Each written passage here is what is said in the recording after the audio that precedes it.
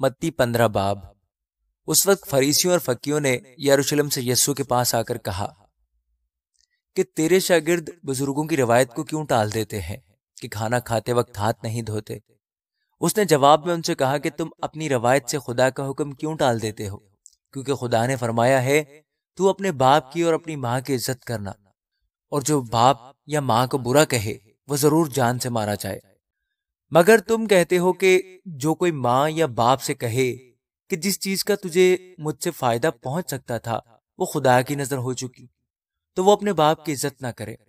بس تم نے اپنی روایت سے خدا کا کلام باطل کر دیا۔ اے ریاکارو، یسایا نے تمہارے حق میں کیا خوب نبوت کی ہے کہ یہ امت زبان سے تو میری عزت کرتی ہے مگر ان کا دل مجھ سے دور ہے، اور یہ بے فائدہ میری پرستش کرتے ہیں کیونکہ انسانی احکام کی تعلیم دیتے ہیں۔ پھر اس نے لوگوں کو پاس بلا کر ان سے کہا کہ سنو اور سمجھو، جو چیز منہ میں جاتی ہے وہ آدمی کو ناپاک نہیں کرتی، مگر جو منہ سے نکلتی ہے وہی آدمی کو ناپاک کرتی ہے۔ اس پر شاگردوں نے اس کے پاس آ کر کہا، کیا تو جانتا ہے کہ فریسیوں نے یہ بات سن کر ٹھوکر کھائی؟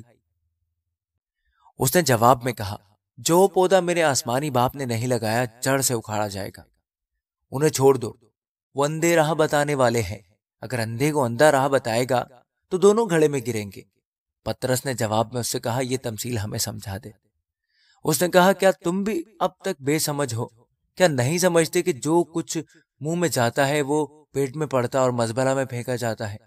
مگر جو باتیں منہ سے نکلتی ہیں وہ دل سے نکلتی ہیں، اور وہی آدمی کو ناپاک کرتی ہیں، کیونکہ برے خیال، خون ریزیاں، زناکاریاں، حرام کاریاں، چوریاں، جھوٹی گواہیاں، بدگوئیاں دل ہی سے نکلتی ہیں۔ یہی باتیں ہیں جو آدمی کو ناپاک کرتی ہیں، مگر بغیر ہاتھ دھوئے کھانا کھانا آدمی کو ناپاک نہیں کرتا۔ پھر یسوع وہاں سے نکل کر سور اور سیدا کے علاقے کو روانہ ہوا، اور دیکھو ایک کنانی عورت ان سرحدوں سے نکلی اور پکار کر کہنے لگی، اے خداوند ابن داؤد، مجھ پر رحم کر، ایک بدروح میری بیٹی کو بہت ستاتی ہے۔ مگر اس نے اسے کچھ جواب نہ دیا، اور اس کے شاگردوں نے پاس آ کر اس سے یہ عرض کی کہ اسے رخصت کر دے، کیونکہ وہ ہمارے پیچھے چلاتی ہے۔ اس نے جواب میں کہا کہ میں اسرائیل کے گھرانے کی کھوئی ہوئی بھیڑوں کے سوا اور کسی کے پاس نہیں بھیجا گیا۔ مگر اس نے آ کر اسے سجدہ کیا اور کہا، اے خداوند میری مدد کر۔ اس نے جواب میں کہا، لڑکوں کی روٹی لے کر کتوں کو ڈال دینا اچھا نہیں۔ اس نے کہا، ہاں خداوند، کیونکہ کتے بھی ان ٹکڑوں میں سے کھاتے ہیں جو ان کے مالکوں کی میز سے گرتے ہیں۔ اس پر یسوع نے جواب میں اس سے کہا، اے عورت، تیرا ایمان بہت بڑا ہے، جیسا تو چاہتی ہے تیرے لیے ویسا ہی ہو۔ اور اس کی بیٹی نے اسی گھڑی شفا پائی۔ پھر یسوع وہاں سے چل کر گلیل کی جھیل کے نزدیک آیا، اور وہاں پہاڑ پر چڑھ کر بیٹھ گیا، اور ایک بڑی بھیڑ لنگڑوں، اندھوں، گونگوں، ٹنڈوں اور بہت سے اور بیماروں کو اپنے ساتھ لے کر اس کے پاس آئی، اور ان کو اس کے پاؤں میں ڈال دیا، اور اس نے انہیں اچھا کر دیا۔ چنانچہ سب لوگوں نے دیکھا کہ گونگے بولتے، ٹنڈے تندرست ہوتے، اور لنگڑے چلتے پھرتے، اور اندھے دیکھتے ہیں، تو تعجب کیا اور اسرائیل کے خدا کی تمجید کی۔ اور یسوع نے اپنے شاگردوں کو پاس بلا کر کہا، مجھے اس بھیڑ پر ترس آتا ہے، کیونکہ یہ لوگ 3 دن سے برابر میرے ساتھ ہیں، اور ان کے پاس کھانے کو کچھ نہیں، اور میں ان کو بھوکا رخصت کرنا نہیں چاہتا، کہیں ایسا نہ ہو کہ راہ میں تھک کر رہ جائیں۔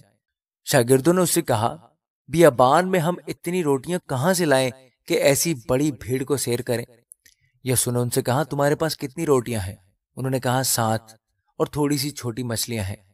اس نے لوگوں کو حکم دیا کہ زمین پر بیٹھ جائیں، اور ان 7 روٹیوں اور مچھلیوں کو لے کر شکر کیا، اور انہیں توڑ کر شاگردوں کو دیتا گیا، اور شاگرد لوگوں کو، اور سب کھا کر سیر ہو گئے، اور بچے ہوئے ٹکڑوں سے بھرے ہوئے 7 ٹوکرے اٹھائے، اور کھانے والے سوا عورتوں اور بچوں کے 4000 مرد تھے۔